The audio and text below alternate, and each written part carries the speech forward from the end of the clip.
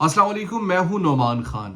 मशरक़ वस्ता की गंभीर तरीन सूरत हाल से तो आप आगाह होंगे कि अचानक इसराइल ने ईरान पर हमला कर दिया। मगर सवाल यह है कि यह हमला क्यों किया गया? इसराइल ईरान से चाहता क्या है? इसराइल ईरान पर क्यों अटैक करना चाहता है? इसराइल इस जंग का आगाज उन्होंने क्यों किया और इसके पीछे उनके मुहर्रिकात यानी मकसद क्या है? वही मकसद आज की इस वीडियो में हम आपके सामने रखेंगे।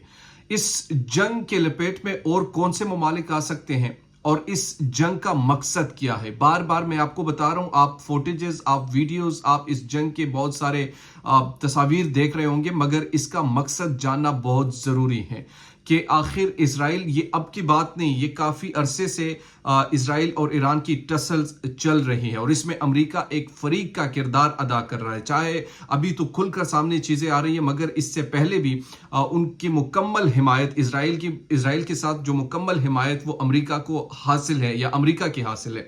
इसीलिए ये बड़ी इंपॉर्टेंट चीजें हैं और वो मैं आपके सामने रखना चाहूंगा। लेकिन आज की ताज़ा तरीन सूरत हाल भी आपके सामने रखेंगे, लेकिन इससे पहले हम तारीख में जाएंगे और इसके मकसद को आप पर वाजे करेंगे ताकि आपको समझ आ जाए कि इस जंग का बेसिक मकसद क्या है। तो तारीख में अगर हम जाते हैं तो 1979 में जब ईरान में एक इस्लामी इनकलाब आया, इमाम खुमैनी ने इसराइल को उस वक्त एक गासिब और नाजायज रियासत करार दिया। इसके बाद से ईरान ने फलस्तीनी मुजाहिमती ग्रुप्स जो है, जैसे कि हमास, इस्लामी जिहाद लेबनान में, जैसे हिजबुल्लाह की, उनकी भरपूर हिमायत ईरान ने शुरू कर दी।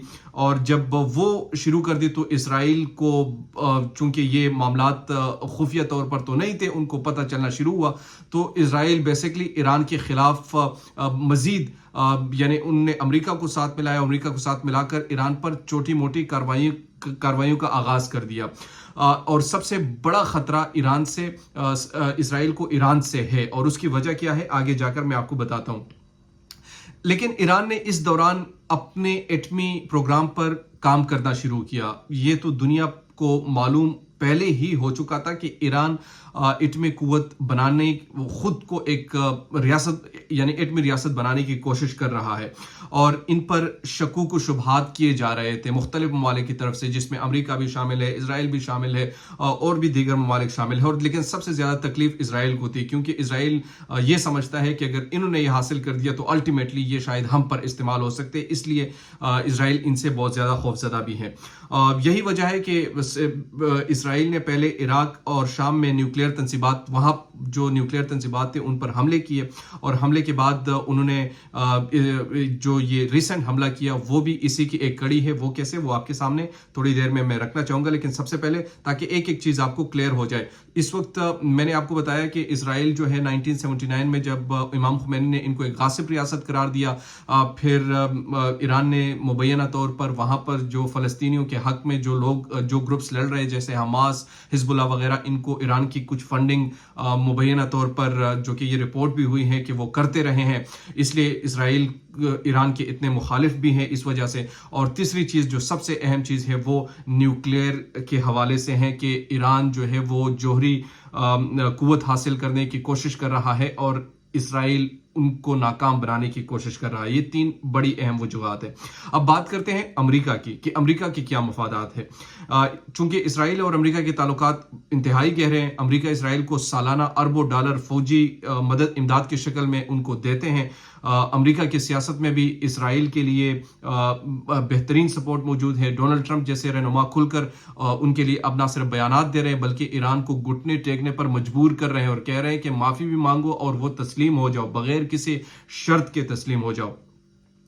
अब जो है कुछ मौजूदा सूरत हाल पर, ताकि एकदम से ईरान ने क्यों हमला किया और वो जो टारगेट किए गए हैं वेल टारगेट थे इसराइल के, क्योंकि वो समहाउ अपने टारगेट में वो कामयाब भी हुए हैं। वो कैसे? क्योंकि जो इसमें अब ईरान का नुकसान, तो वहां पर जो पहला हमला इसराइल ने किया उसमें तो ईरान का बेतहाशा नुकसान हुआ और ये पूरी दुनिया में रिपोर्ट हुआ कि उस तरीके से उनका जो टारगेट था वो बिल्कुल ठीक टारगेट था। फिर ईरान उनको जवाबी कार्रवाई करते हैं, लेकिन कोई ऐसी न्यूज हमारे सामने नहीं आई बदकिस्मती से कि ईरान ने उनका कोई मेजर लॉस किया हो, यानी इसराइल का। इनने निशाना बनाया इसराइल को, इसराइल पर ब्लास्टिक मिसाइल दागे गए हैं, वहां पर लगे हैं, لیکن کوئی ایسا میجر لاس ان کا نہیں ہوا. یہ حقیقت بھی تسلیم کرنی پڑے گی. لیکن ہاں ایک جرت کا مظاہرہ کیا ایران نے کہ ان کو جواب دیا اور بڑے تگڑے طریقے سے وہ جواب دے رہے ہیں اور موجودہ صورتحال میں اس وقت ان کے ساتھ ایک ٹسل وہ کر رہے ہیں.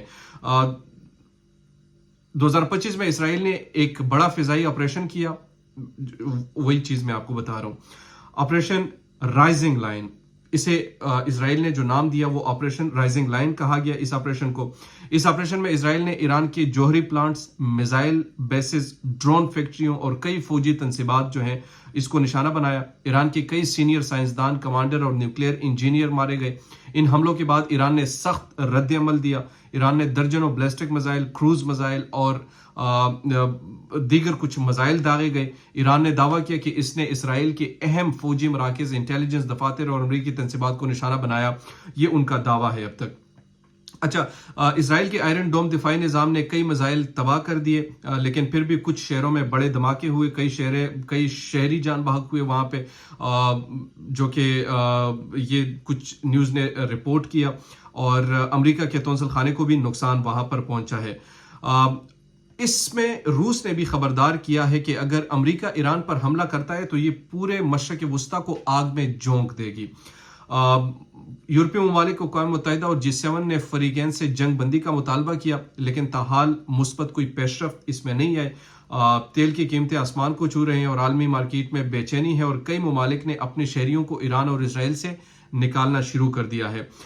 صورتحال دن بدن اس وقت بگڑتی جا رہی ہے. شام, لبنان اور یمن اور خلیجی ممالک اس میں براہ راست شامل ہو سکتے ہیں.